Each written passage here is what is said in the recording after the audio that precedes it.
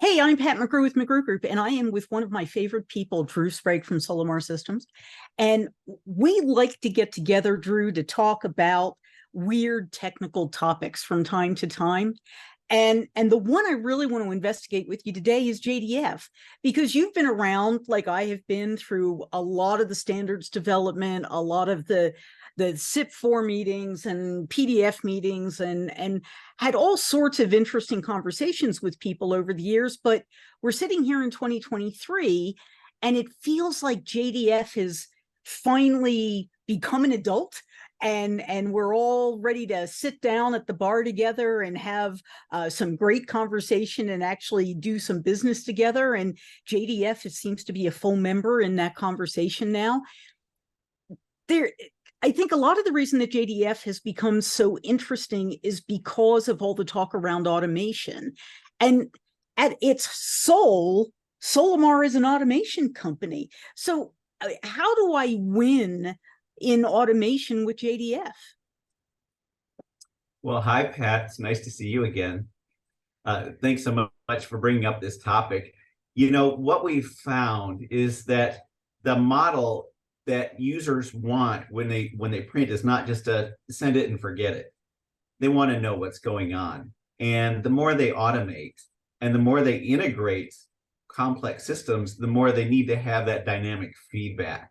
And so fortunately, JDF is a big player in that communication link between host systems and device.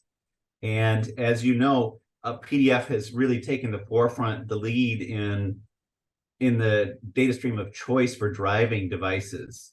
And because of some of the things PDF doesn't natively have, like some of the other data streams, you know, that finishing capability, JDF is a natural fill-in for that too.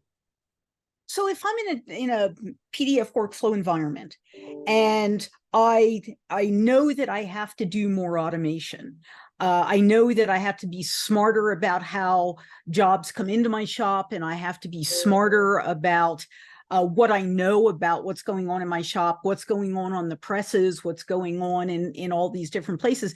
Can JDF and help me do that? I mean, what's the mechanism in JDF that lets me know what's going on and exchange information?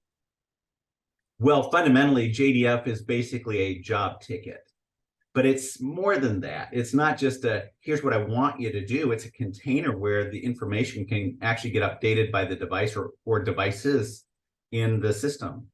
And so JDF plays a really important role because it becomes kind of a document of record of the things going on in the workflow to finish that particular product, which doesn't have to be just a single document. It can be a more complex fulfillment application.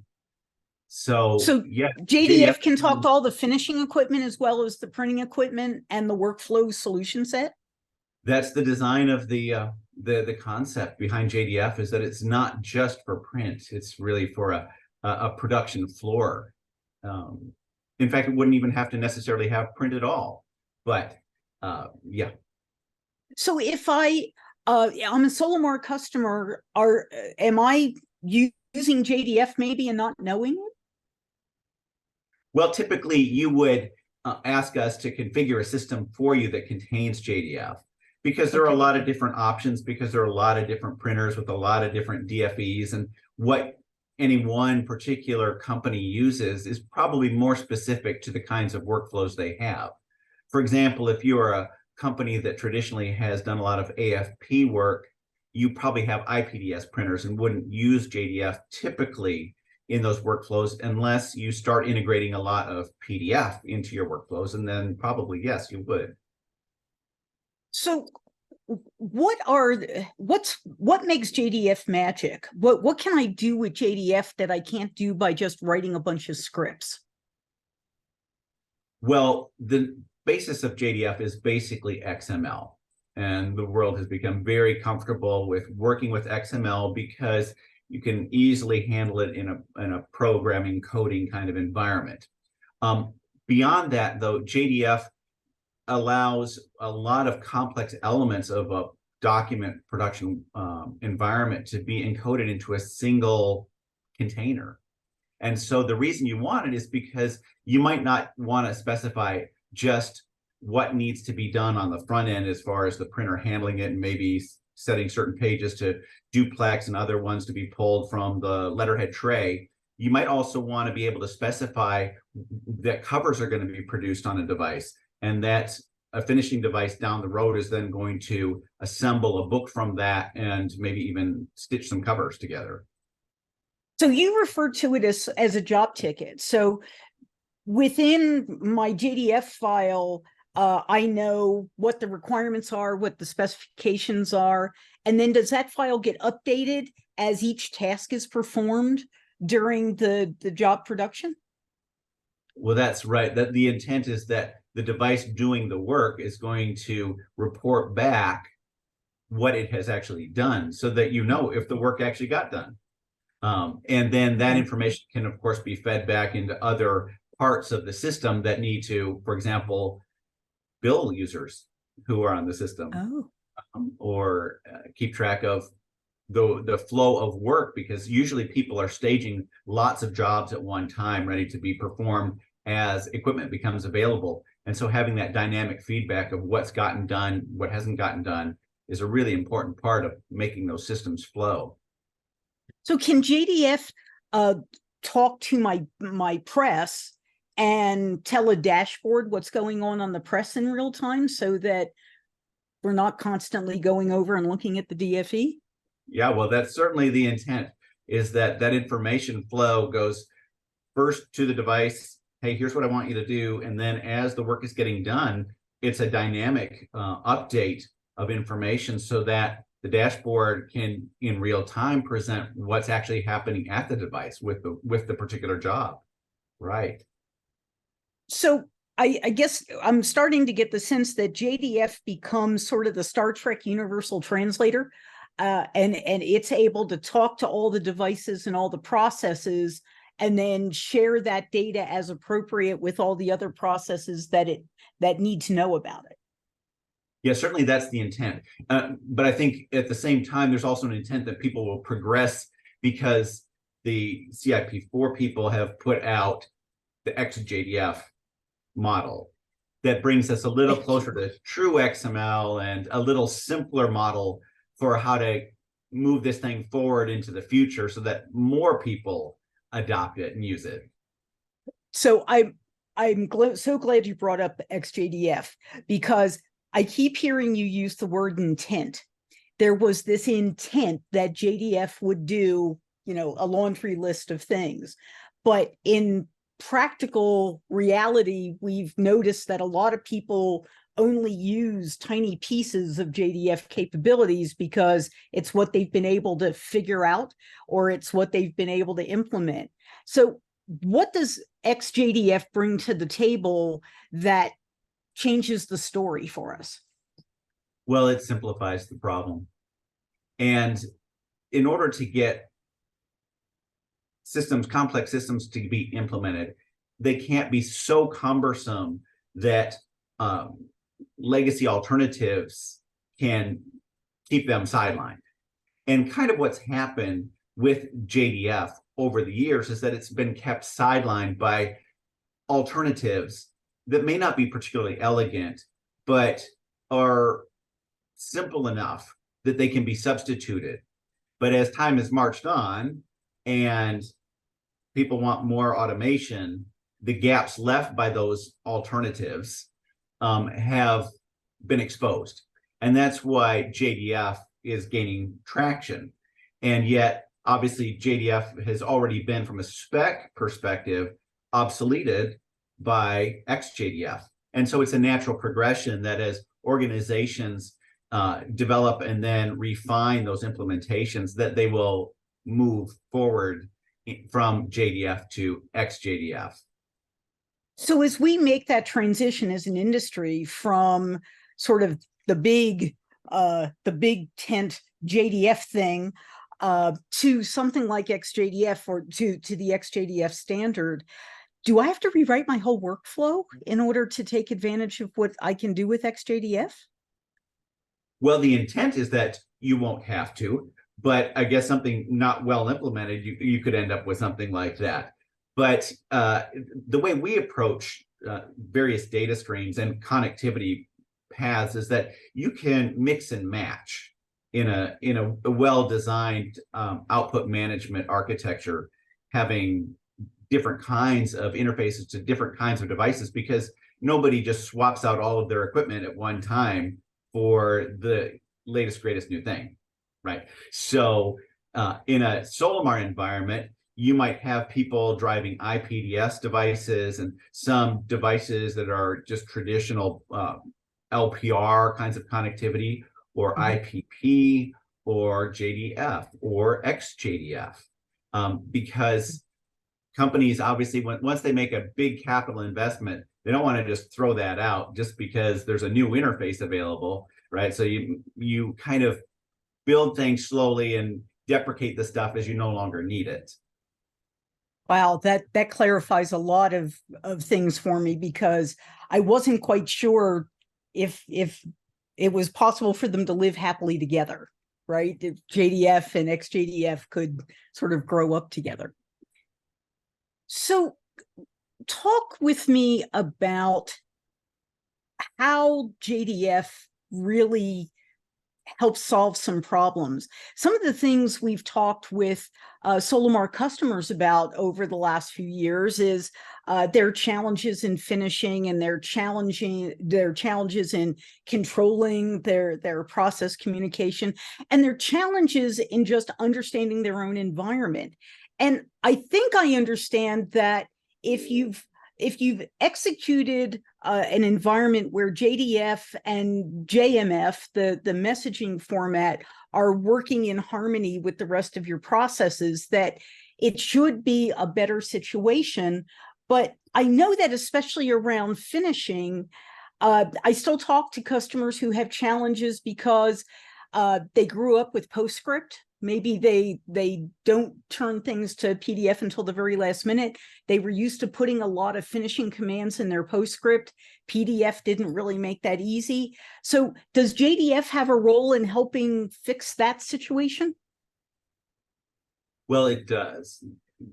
As the world is migrating to PDF, the gap that PDF has left is the finishing model that's supported in the PDF specification has not been widely adopted, not sufficiently widely adopted for the number of people that want to use PDF to print. And so, fortunately for JDF, it has been more widely implemented, and it's readily available from a lot of vendors currently. So when you have a PDF file and you want to finish it, in particular on a cut sheet machine, with tray pulls and stapling and all that kind of stuff, you need a nice, clean way of presenting that information to the DFE, the front end for the printer, so it understands what you want to do. And absent proprietary job tickets, which once you get switched to a new printer vendor, that job ticket workflow you set up may no longer work. JDF being basically a vendor neutral format allows you to set up a workflow that will work for you no matter what you integrate into your environment. So I was used to document part metadata as something that we should be striving for. And does JDF replace that? They're very similar in structure, but yes, JDF can be used in place of DPM, as we refer to it. Okay. Those little nits and gnats that can go inside of a PDF file and tell you how you want to finish it. The challenge with DPM is that a number of DFE vendors have just found it too complicated to implement when they see a clearer path to implementing JDF and getting that adopted. Because as in addition to the DFEs having to be implemented, then you have to have host software that implements DPM. And a lot of organizations have not done that. So although we're a bit unusual in that we support DPM and JDF and a bunch of other things, that's not universally true. And so when you have a workflow that may, for example, want to consider using PDF in a cut sheet environment that has all these complex finishing workflows needed, different trays, tray pulls, and mixplex and stapling and offsetting, all that kind of stuff. JDF is a very natural path to move forward with that because the structure is well defined and it's straightforward for the DFE vendors to implement that.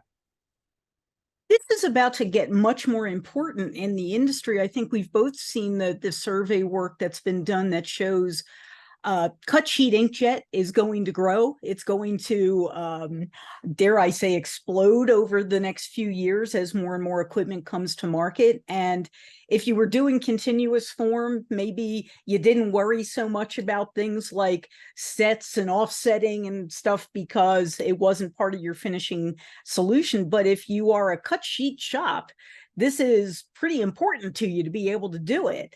So as we're going forward, it would seem that a lot more people will be interested in all the things you can do in a JDF for finishing environment. Yes, certainly. Of course, that cut sheet lends very well to short run work. And so that's a reason that people would want cut sheet as well. It's the ability to get feedback from the device, what's happened, not just, hey, did I get the data and did I process the job, but how much colorant did I need for the job and how many sheets of paper did I use, that kind of stuff. That can all come back at the end of the job from the device through the JDF and be reported back to your systems that do your accounting or manage your inventory, that kind of thing. So using JDF, I can not only capture all this information, but I can, instead of holding it on a DFE where nobody can get a hold of it, I can actually share it out to integrated my MIS or my ERP or my inventory management system to let it know how many sheets I actually used. I can actually have conversation, or my software can actually have conversations and keep things up to date. Well, that's right. And it goes even beyond that because the device can report back status information about itself broadly that's not necessarily job specific, and that can all come back in the JDF file. For example, it can say, hey, somebody left the paper or the door open for the door on the machine open for some period of time, and that can all be collected and fed into a database for service purposes. Wow. And I guess it should give you more of a heads up about required maintenance. I guess it forms the basis of a really powerful way to run your print shops. That's right. And that information can, if vendors want it to be, device manufacturers can be very specific to their device. So let's talk a little bit about what all that JDF-based automation really looks like, because I know Solimar is a workflow automation company. You have customers who do some amazing automation.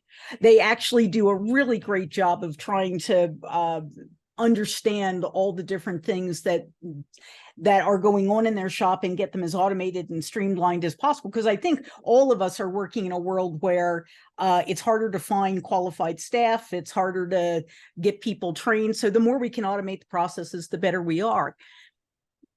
Solimar has some customers that have done some really cool things. And I guess the first question I want to ask you is, why does the Solimar environment, why does the chemistry platform make it easy for Solimar customers to enable automation of these complex processes? Well, Pat, when we set out many years ago to get into this industry, what we quickly found was that it kept changing, and we couldn't settle on being one thing and be happy because the target was changing. And so actually a cornerstone of our success has been being a small company in a rapidly changing space. It's kind of like being a tugboat in a small harbor versus being an aircraft carrier like we have here in San Diego. It's much better to be a smaller size thing when there are lots of changes because you can adapt so much more effectively and efficiently. And over the years that we've been around, there have been a lot of changes in terms of the kind of content that people want to process. And we started out working predominantly with AS400 and then PCL, and eventually PostScript became popular and so on and so forth. Right. And now PDF and JDF are the thing. So the chemistry platform maintains all these things we've built over the years and allows people to leverage their legacy equipment, but to grow into new opportunities, more efficient ways of processing things without having to get rid of stuff before its time is due. And I know Solimar as an automation enabler for multi-channel environments. So out to e-delivery and all of the things that entails, as well as out to print. But I'm constantly amazed at the new people who come to the Solimar platform. So one of the customers I was told about is working with greeting cards. And they're not only using the platform to match greeting cards to envelopes, but also working with some other integration to match it to gifts that are going to go out with the greeting cards. Is the fact that you've got that JDF, JMF conversation capability what makes it attractive to a customer to use you as the basis of their integration? Well, I think it's more than even just being attractive. There's a certain level of viability, feasibility for certain workflows. You have to have the right ingredients or it just will not work. And so JDF is a great tool to have to be able to facilitate complex workflows. It was really built with that intent so that people could put together very complicated but well-managed automated workflows. And so that's why we've thrown our hat into the JDF and XJDF workflow world. And I hear more and more commercial printers and not just, traditional transaction printers that we know and love, but direct mail printers and commercial printers who do things like these greeting cards, talking about JDF and XJDF and trying to build automations based on the capabilities that it brings. Does that mean that going forward, as you're traveling the JDF and XJDF path, that it's likely that you'll be creating more tools that'll be part of that XJDF toolkit? Certainly, the easier that we can make it for people to use JDF in their specific environment, because frankly, there's a lot of variation in use cases among data sets broadly. And so what one organization wants to do, somebody else may want to do something similar, but not exactly like. And so we'll always be adding little inflections. For example, I spoke about pulling back information from the device. Well, certainly there are vendors out there that have not yet implemented JDF that will want to, but will have their own special something they want to do that hasn't been revealed yet. Is this kind of environment one that makes it easier for an organization that wants to host multiple kinds of devices? We grew up in an era when you were either IBM or Xerox. Those were your choices. Mm-hmm. You went one way or the other, and if you were offset, you were kind of Heidelberg, or you were Man Roland. So today, in an average print shop that I walk into, they might have a Ricoh, a Canon, an HP, some Komori offsets, some Mitsubishi offset. They've got a Heidelberg sitting in the back. They've got some wide format stuff that they bought from EFI. They might have some of everything. Can this environment work when there are so many different kinds of output devices? Absolutely. JDF is a very flexible platform for being able to homogenize workflows. People that have legacy of, for example, of working with IPDS content can easily, within the chemistry suite, transform that into PDF, and then through JDF, feed that out to a device that speaks only PDF and JDF. And they may want to do so because there may be particular workflow requirements for a document that necessitate something that a particular device can provide that is novel to their business broadly. They may want to, for example, target a more select group of their clients with a particular kind of document and be able to do so, but only with a particular kind of printer. And thus that kind of integration ending with PDF and JDF makes it very straightforward to do. Drew, what is your best advice to an organization that is trying to figure out their path forward with automation? They've got in the back of their head that standards are a good thing. How do they take a practical approach to moving into an automated world with JDF? Right. Well, of course, they need to make sure that their devices support it. And so they may not have devices that currently support that. So, but pretty much everybody with print devices swaps them out every few years because they're usually leased because they're capital items. And so as part of that planning for the next time they roll in a new device, evaluate what DFEs can I get for the device of my choice? And can JDF be an option or the primary interface to that device?